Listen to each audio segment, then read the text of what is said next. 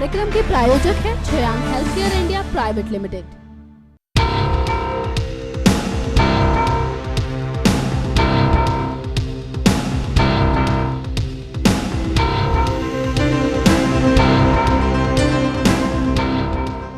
उत्तराखंड में विधानसभा चुनावों से पहले सियासी उठापटक का दौर चल रहा है। सूबे के सीएम और कांग्रेस नेता हरीश रावत की सरकार पर संकट के बादल मंडरा रहे हैं। हरीश रावत भी अपनी सरकार को बचाने की पूरी कोशिश में लगे हुए हैं। देखा जाए तो इस समय उत्तराखंड की राजनीति में ऐसा संकट खड़ा हो गया है जिसका तोड़ निकालना हरीश रावत के लिए दिनों दिन मुश्किल होता जा रहा है। वैसे सियासी संकट में भले ही हरीश रावत इस समय फंसे हों, लेकिन उनके द्वारा किए गए कार्य भी कहीं ना कहीं चर्चाओं में जरूर रहे हैं। नमस्कार, मैं हूं गायत्री गुप्ता, लेकर हाजिर हूं एक बार फिर से आपका पसंदीदा प्रोग्राम पब्लिक फेस। इस प्रोग्राम में आज हम बात करेंगे उत्तराखंड के मुख्यमंत्री हरीश रावत के बारे में। सीएम बनने के बाद हरीश रावत ने उत्तराखंड में विकास के कई कार्य किए, साथ ही सूबे की राजनीति को संतुलित बनाए रखने के लिए भी हरीश रावत ने काफी काम भी किया। मगर इस वक्त तो राज्य में सियासत पल पल करवट बदलती हुई नजर आ रही है। तो चलिए दिखाते हैं आपको हरीश रावत के राजनीतिक सफर के बारे में।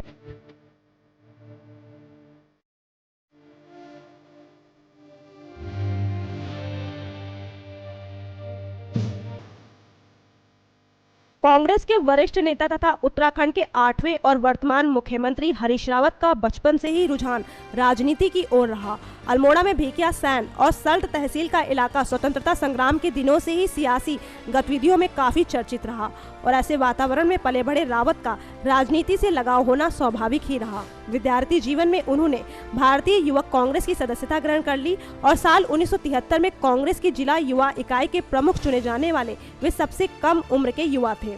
आज उत्तराखंड के कद्दावर नेताओं में शुमार किए जाने वाले हरीश रावत ऐसे राजनीतिज्ञ माने जाते हैं जो अपने प्रतिद्वंदियों से मात खाने के बाद भी हर बार और मजबूत होकर उभरे और केंद्र में कैबिनेट मंत्री पद की जिम्मेदारी संभालने के बाद अंततः सूबे के मुख्यमंत्री की कुर्सी तक पहुंच गए। करीब 13 साल पहले जब केंद्र में राजग सरकार और मूल प्रदेश उत्तर प्रदेश में भाजपा के कार्यकाल में उत्तराखंड का जन्म हुआ, उस दौरान कांग्रेस के प्रदेश अध्यक्ष के रूप में सामने आए हरीश रावत ने पूरे सूबे में ऐसा बदलाव ला दिया कि 2002 की शुरुआत में हुए पहले विधानसभा चुनावों में कांग्रेस ने भाजपा को सत्ता से बेदखल करते हुए अपनी सरकार बना ली। हालांकि ये अलग बात है कि सत्ता तक पहुंचने वाले रावत की मुख्यमंत्री पद पर दावेदारी कांग्रेस नेता एनडी तिवारी के सामने खारिज कर दी गई। साल 1973 और साल 1980 के बीच की अवधि में रावत जिला स्तर से लेकर प्रदेश स्तर तक युवक कांग्रेस के महत्वपूर्ण पदों पर रहे। साल 1980 में वो पहली बार अल्मोड़ा पिथौरागढ़ लोकसभा क्षेत्र से कांग्रेस के टिकट पर सांसद चुने गए। उसके बाद 1984 व 1989 में भी उन्होंने संसद में इसी क्षेत्र का प्रतिनिधित्व किया। साल 1992 में उन्होंने अखिल भारतीय कांग्रेस सेवा दल के राष्ट्रीय उपाध्यक्ष का महत्वपूर्ण पद संभाला, जिसकी जिम्मेदारी वे 1997 तक संभालते रहे। राज्य निर्माण के पश्चात रावत प्रदेश कांग्रेस के अध्यक्ष बनाए गए और उनकी अगुवाई में साल 2002 के विधानसभा चुनावों में कांग्रेस को बहुमत मिला और उत्तराखंड में कांग्रेस की सरकार बनी। नारायण दत्त तिवारी के मुकाबले मुख्यमंत्री पद की दावेदारी से बाहर होने के बाद उसी साल नवंबर में रावत को उत्तराखंड से राज्यसभा के सदस्य के रूप में भेजा गया। पिछले लोकसभा चुनावों के दौरान उन्होंने हरिद्वार संसदीय सीट से चुनाव लड़ा, जहां उन्होंने भारी मतों से जीत भी दर्ज की। उनके निकट प्रतिद्वंदी से जीत का आंकड़ा 1 लाख वोटों से भी ज्यादा रहा। पिछले काफी समय से भाजपा, सपा या बसपा की झोली में रही हरिद्वार सीट जीतने वाले रावत को प्रधानमंत्री मनमोहन सिंह ने अपने मंत्रिमंडल में पहले राज्य मंत्री और बाद में कैबिनेट मंत्री का दायित्व सौंपा। हालांकि साल 2012 में कांग्रेस के सूबे में एक बार फिर से सत्ता में आने के बाद उनका नाम मुख्यमंत्री पद की दौड़ में सबसे आगे रहा, लेकिन इस बार भी पार्टी आलाकमान ने उनकी दावेदारी को नकार दिया और उनकी जगह विजय बहुगुणा को तरजीह दी। बहुगुणा की सत्ता संभालने के बाद से ही लगातार सूबे में नेतृत्व परिवर्तन की अटकलें चलती रहीं, जो जून साल 2012 में आई प्राकृतिक आपदा से निपटने में राज्य सरकार की कथित नाकामी के आरोपों के चलते और तेज हो गई। इसके बाद हरीश रावत को राज्य का मुख्यमंत्री बनाया गया, लेकिन इसी बीच हरीश रावत की सरकार पर अब संकट के बादल मंडरा रहे हैं। दरअसल कांग्रेस के 9 विधायकों ने पार्टी से बगावत करके भारतीय जनता पार्टी में आने की तैयारी कर रहे हैं।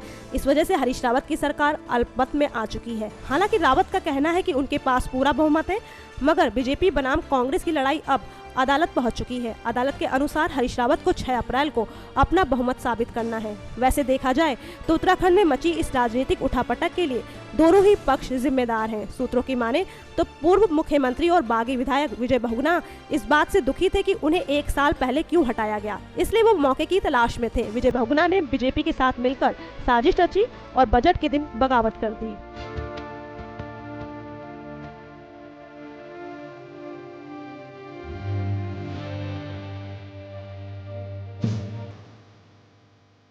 राजनेता के रूप में भले ही हरीश रावत सूबे की राजनीति में पुराना चेहरा रहे हों, लेकिन मुख्यमंत्री के तौर पर उनके कार्यकाल को मिला जुला ही कहा जा सकता है। शायद यही वजह है कि उनकी सरकार संकट में घिरी हुई है। बागी विधायकों ने उनके कार्यों से असहमति जताकर सरकार को दोराहे पर लाकर खड़ा कर दिया है। मुख्यमंत्री के तौर पर उन्होंने 2 साल का कार्यकाल पूरा किया है। इस कार्यकाल ने जहां उनके पास गिनाने को कुछ उपलब्धियां हैं, तो कुछ ऐसे पहलू भी हैं जिसके ऊपर सरकार ने अभी तक ध्यान नहीं दिया है। मगर केदारनाथ यात्रा, चारधाम यात्रा से लेकर अर्ध कुंभ का सफल आयोजन करके रावत सरकार ने साबित कर दिखाया कि वो विकास कार्यों के माइलस्टोन की तरह हैं। तो चलिए दिखाते हैं आपको हरीश रावत की कुछ ऐसी ही उपलब्धियों के बारे में। उत्तराखंड के मुख्यमंत्री के तौर पर हरीश रावत ने 2 साल पूरे कर लिए हैं। इन 2 सालों में बतौर मुख्यमंत्री हरीश रावत को कई बार बड़ी बड़ी कठिनाइयों का सामना करना पड़ा, लेकिन एक मंझे हुए राजनेता के रूप में अपनी पहचान बनाने वाले हरीश रावत हर मुश्किलों को पार करते हुए अल्पमत की सरकार को बहुमत में लाने में कामयाब हुए। मुख्यमंत्री हरीश रावत ने 1 फरवरी 2014 में राज्य के 8वें मुख्यमंत्री के तौर पर शपथ ली। जिस वक्त हरीश रावत ने मुख्यमंत्री पद संभाला, उस दौरान राज्य केदारनाथ की आपदा से कराह रहा था। आपदा से बेघर हुए लोगों के लिए पुनर्वास से लेकर इंफ्रास्ट्रक्चर एक बड़ी चुनौती थी।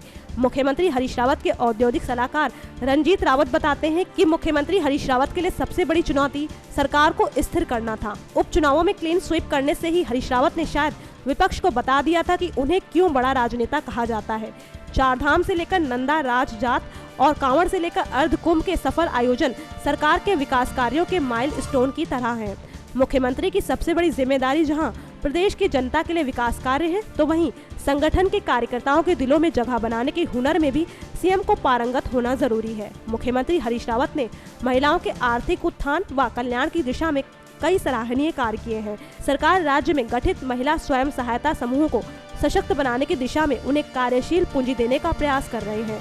उन्होंने कहा कि 10 लाख तक के कार्यों को महिला समूह, मंगल दलों व कार्यदायी संस्थाओं से कराए जाने का फैसला सरकार ने लिया है। सरकार 4 विभागों में युवतियों को नौकरी पर रखने का प्रयास भी कर रही है। हरीश रावत पहाड़ से लेकर दिल्ली तक राजनीति में सफल रहे हैं। वे जानते हैं कि सियासत में किस तरह सबको साथ लेकर चला जाता है। इसलिए पिछले 2 सालों में बहुमत में आने के बाद भी उन्होंने पीडीएफ के पुराने साथियों को नहीं छोड़ा।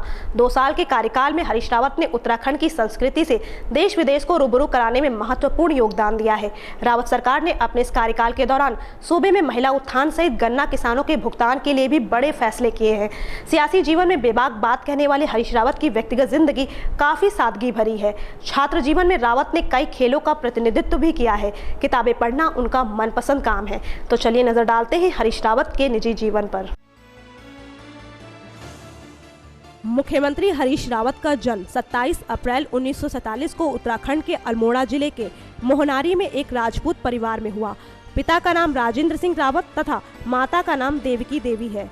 उनका विवाह रेणुका रावत से हुआ, जिनसे उन्हें 2 बच्चे हैं। बेटा आनंद सिंह रावत भी राजनीति से जुड़ा है, जबकि बेटी अनुपमा रावत सॉफ्टवेयर के क्षेत्र से हैं तथा राजनीति में भी दखल रखती हैं। उत्तराखंड से ही अपनी स्कूली शिक्षा प्राप्त कर लखनऊ विश्वविद्यालय से LLB की परीक्षा उत्तीर्ण करने के बाद रावत ने वकालत को अपने जीवन यापन का साधन बनाकर राजनीति का दामन थामा।